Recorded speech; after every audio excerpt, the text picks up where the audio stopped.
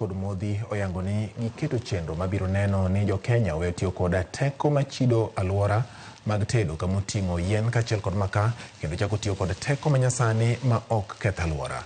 Ka oloso e romo mabagi kod duol ma ochung'ne rango modhi kod teko e pacho ka IPRA, jatend migawo mar teko Opiyo Wandayi oyango ni nyaka sani jopiny maweyo 70% pod tiyo kod yien kod makaa e tedo, ka omedo ni gigeto neno ni jo Kenya otiyo kod teko manyasani e yore mag tedo ka ochopo 2028.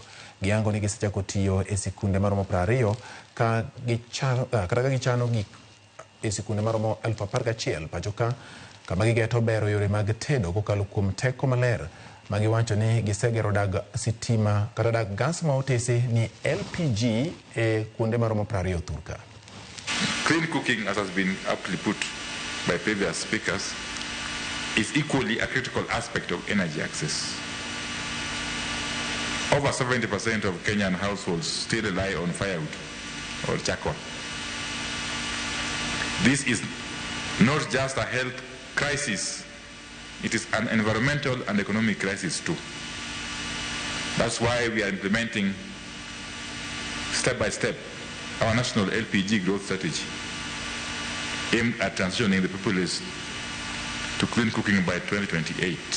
This transformative initiative aims to accelerate the transition from traditional biomass fuels such as firewood and charcoal to cleaner, safer, and more sustainable cooking energy.